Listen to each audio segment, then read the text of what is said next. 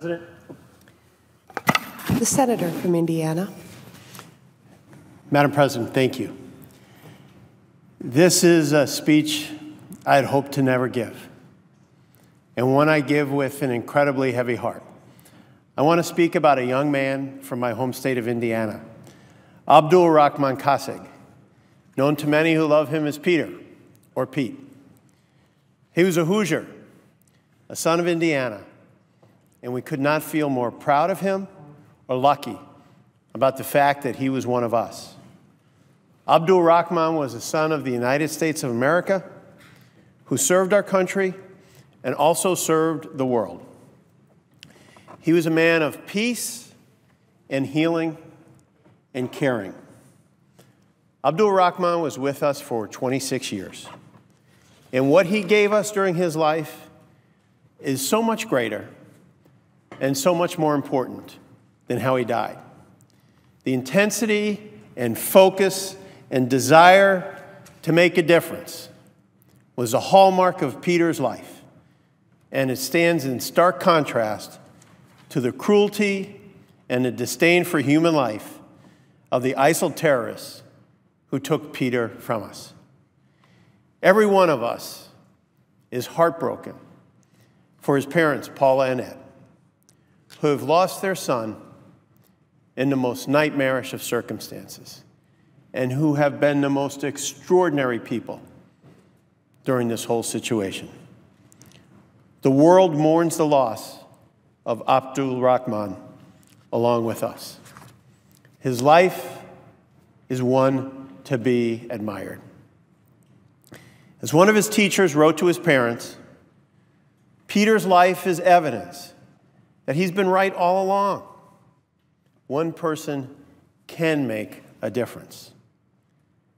While we mourn the loss of our fellow Hoosier and American, we are rightfully angry about his murder, and we hunger for justice.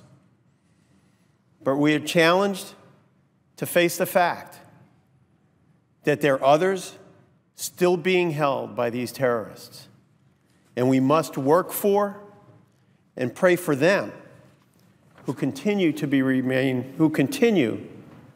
held against their will. But today, I want to talk about Abdul-Rahman, Peter. I know his wonderful parents, Paula and Ed. Extraordinary people.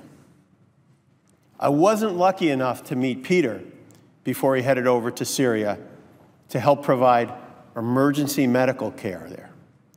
However, through his folks, through these many months, I feel like I've gotten to know his spirit through his words, his actions, and the many stories from those who loved him. Some stories can be told, some stories can't be told.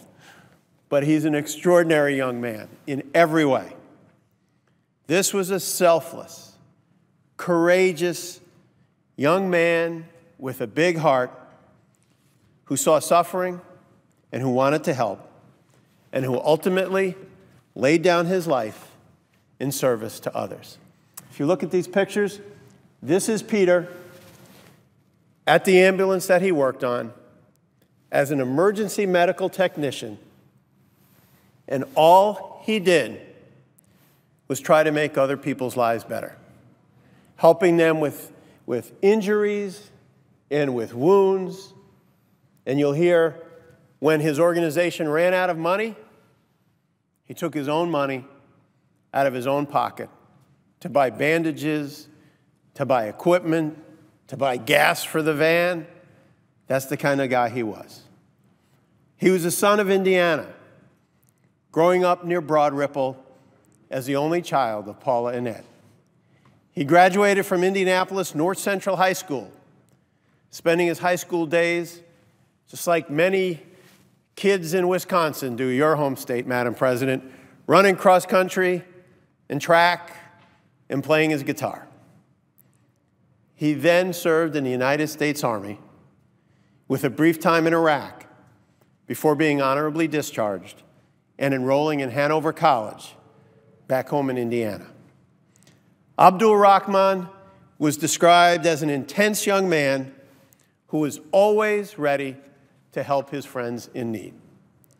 One classmate from Hanover said you could tell from the moment you met Pete, you knew he was a man destined for great things.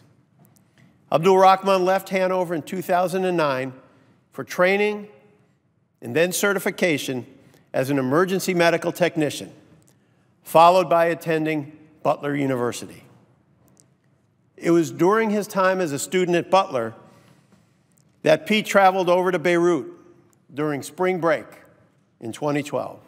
While other kids were heading to Florida and Texas and the Bahamas over spring break, Pete went to Beirut to try to help people. He saw firsthand the refugee crisis stemming from the Syrian civil war. He decided to stay there. I want to read some of what he wrote to his family at the time and friends about that decision he made. And these are Peter's words. I do not know how much every day that I am here, or I do not know much. Every day I'm here, I have more questions and less answers. But what I do know is I have a chance to do something here, to make a stand, to make a difference.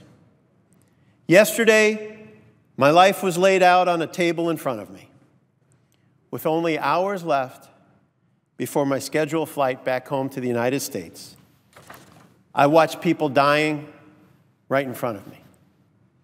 I had seen it before, and I had walked away before. I am staying in this region indefinitely. I am formally requesting that I be withdrawn from my courses for the remainder of the semester. I've had the conversation with my parents, and it was the easiest one we ever had. They knew from the sound of my voice, I have never been freer, more alive, happier, or better received than in this place. There is too much work to be done here.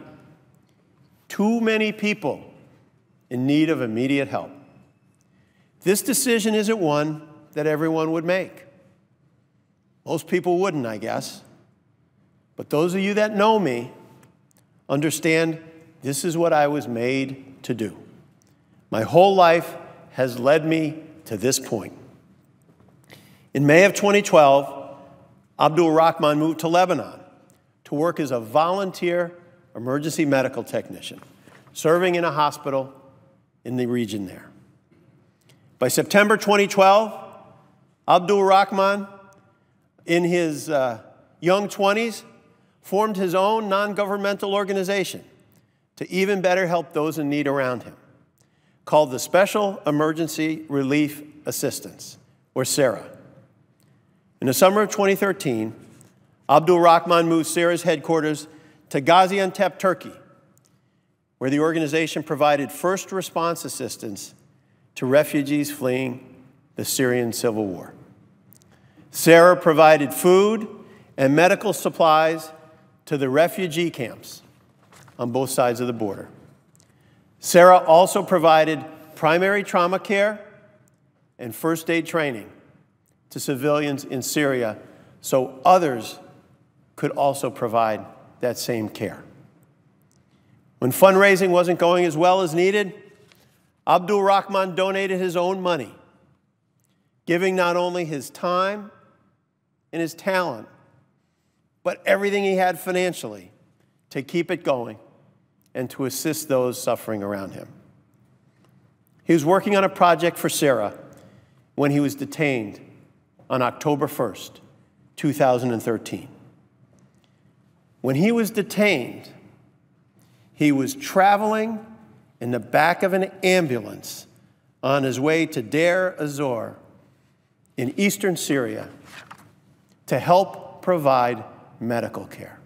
He was in the back of an ambulance when he was taken. Peter showed incredible strength while in captivity, demonstrating his love for his parents while reflecting on the possibility he might not make it home.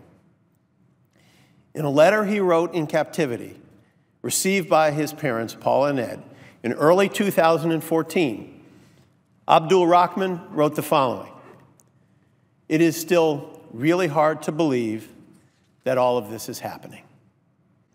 As I am sure you know by now, things have been getting pretty intense. We have been held together, us foreigners, and now about half the people have gone home. I hope this all has a happy ending, but it may very well be coming down to the wire here. And if in fact that's the case, then I figured it was time to say a few things that need to be said before I have to go. The first thing I want to say is thank you, both to you and to Mom, for everything you have both done for me as parents, for everything you have taught me and shown me and experienced with me. I can't imagine the strength and the commitment it has taken to raise a son like me, but your love and your patience are the things I am so deeply grateful for. Secondly, I want you to know about things here and what I've been through straight from me, so you don't have to wonder. You don't have to guess or imagine. Often it's worse than the reality. All in all, I'm okay.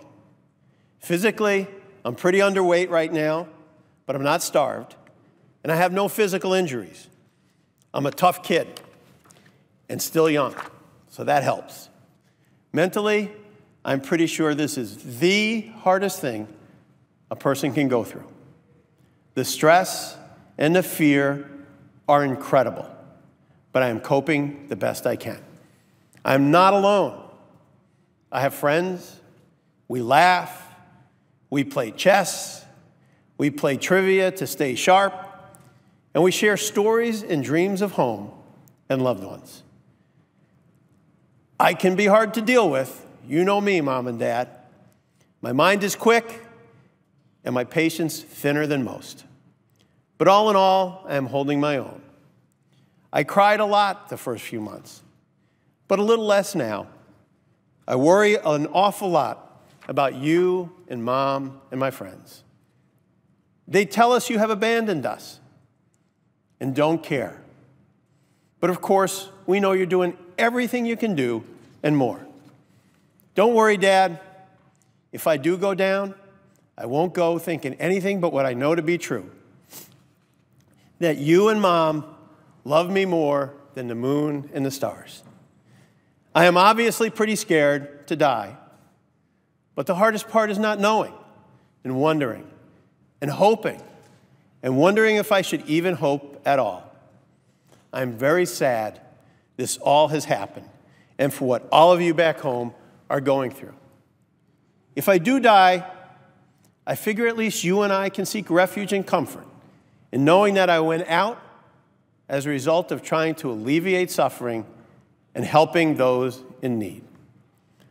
In terms of my faith, I pray every day, and I am not angry about my situation in that sense. I am in a dogmatically complicated situation here, but I am at peace with my belief. I wish this paper would go on forever and never run out, and I could just keep talking to you. Just know I'm with you. Every stream, every lake, every field, every river, in the woods and in the hills, in all the places you showed me. I love you. If you look at the pictures, you can see Peter and his mom in this picture, and you can see Peter and his dad off fishing over in Indiana. This is the story of Abdul-Rahman Kassig. Nothing you've seen on TV in the past 3-4 days is the story of Abdul-Rahman Kassig. Those are his parents. This is what he did. He devoted his life to others.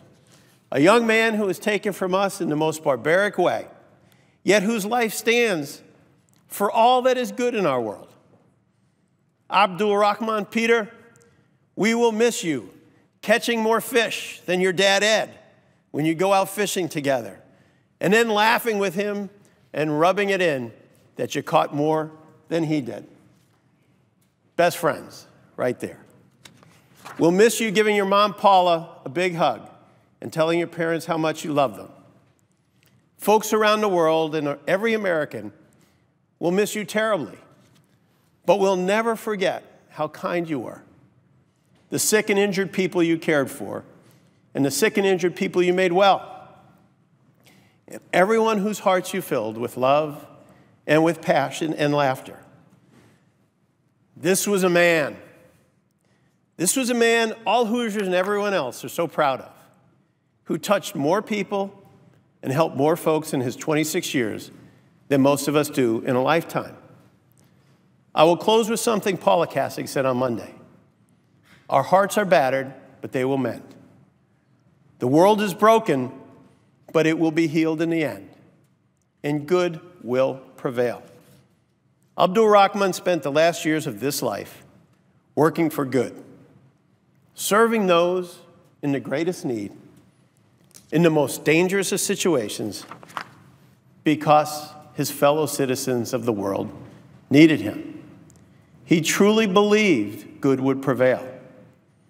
Let us keep the Kassigs and those who are still currently being held against their will and their families in our prayers and thoughts. Abdul-Rahman, we have been humbled by your generosity and your love. May God bless you, and may God bless the United States of America. I yield back, Madam President. I note the absence of a quorum. The clerk will call the roll.